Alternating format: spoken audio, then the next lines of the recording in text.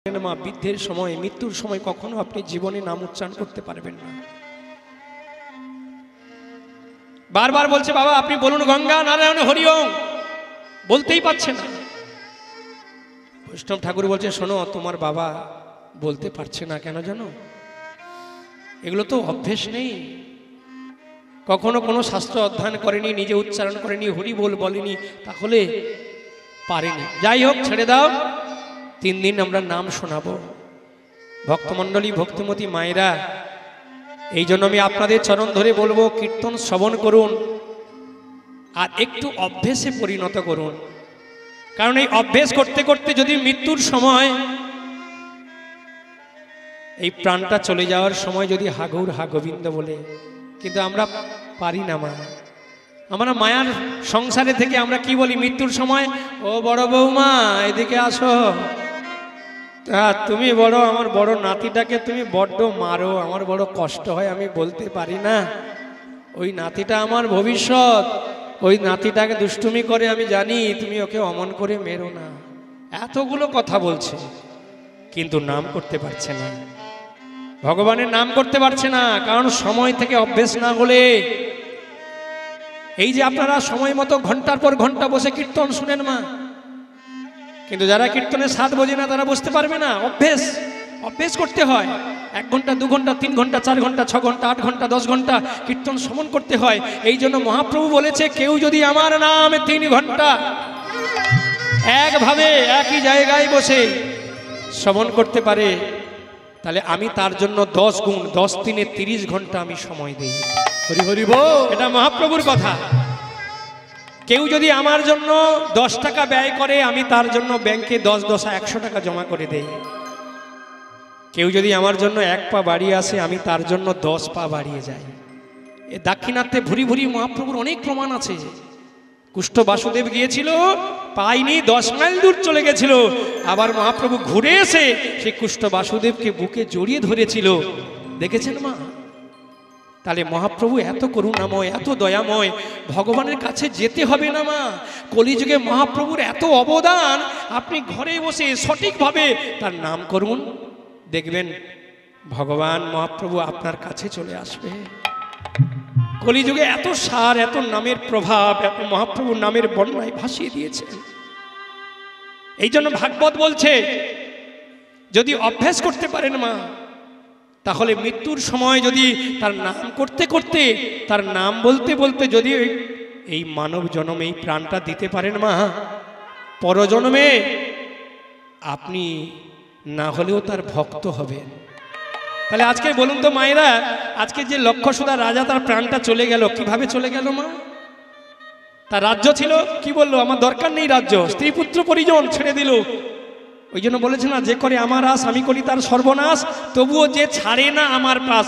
রাধা গোবিন্দের চিত্রপটটা ছেড়েছিল, গুরুজন আশ্রিত হয়েছিল, জানে আমি ভুল করেছি।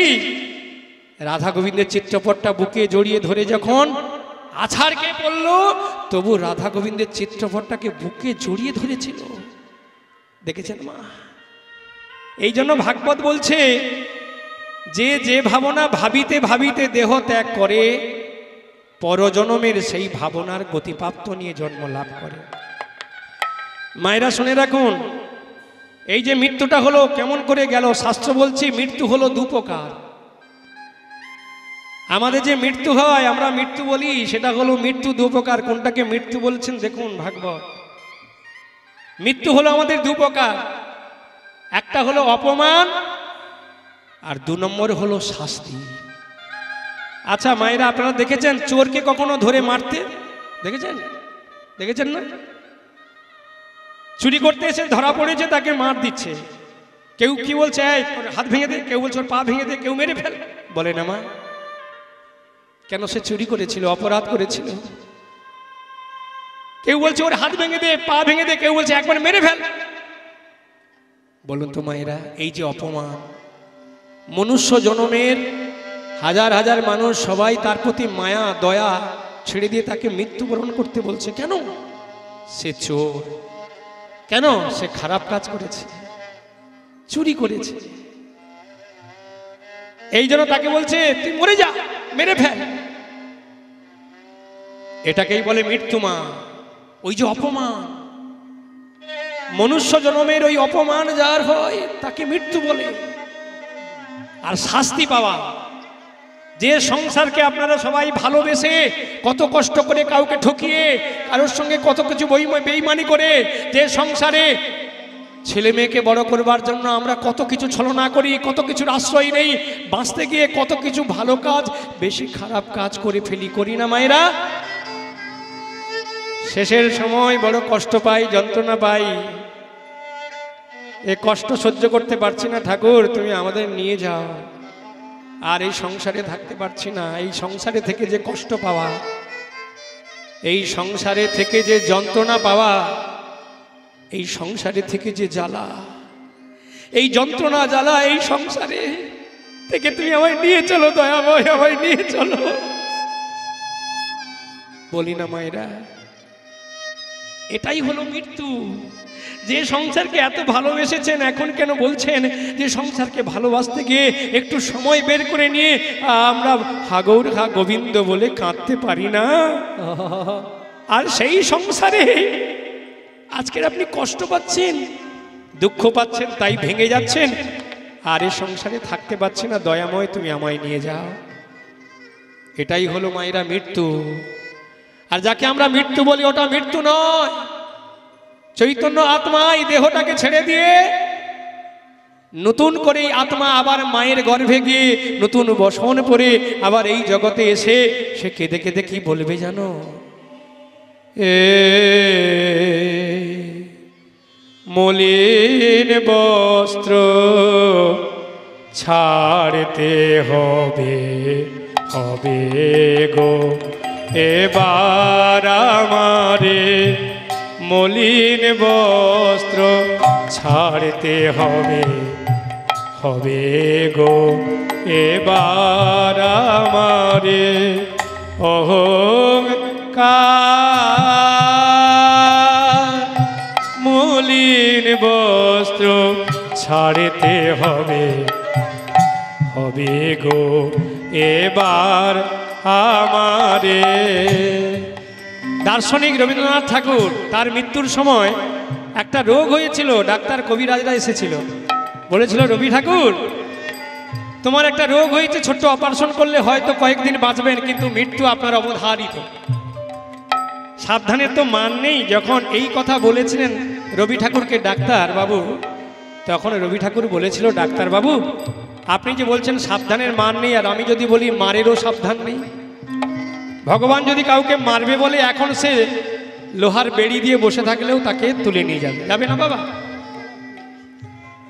লোহার বেড়ি দিয়ে নিয়ে চলে যাবে। ঠিক তেমনি দার্শনিক রবীন্দ্রনাথ ঠাকুর এই গানটিতে বলেছিলেন এই মলিন আমার ময়লা হয়ে গেছে দেহটা, মলিন বস্ত্র ছাড়তে হবে হবে এবার।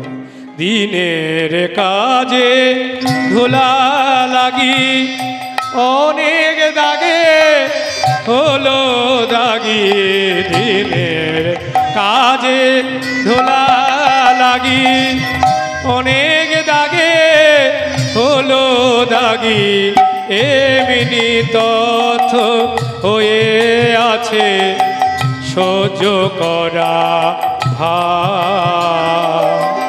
মনের অহংকার মলিন বস্ত্র ছাড়তে হবে হবে গো এবার আমারে, এ মলিন বস্ত্র ছাড়তে হবে হবে গো এবার আমারে। এই চৈতন্য আত্মার মৃত্যু হয় না মা। আত্মা দেহটা যখন রক্ত মাংস ললিত হয়ে যায় ছেড়ে দিয়ে নতুন বসন মায়ের গর্ভে ধারণ করে।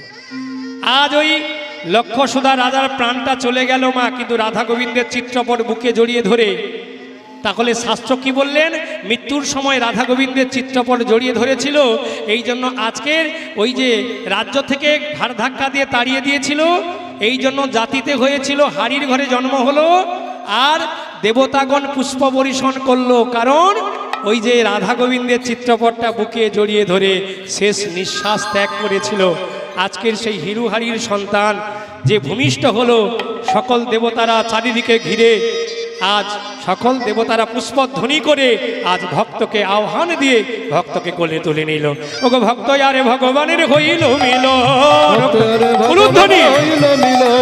প্রেমানন্দে বাহু তুলে বলুন হরি বল, প্রেমানন্দে বাহু তুলে বলুন হরি বল, হরি বল হরি বল হরি বল হরি বল হরি বল হরি বল হরি বল হরি বল।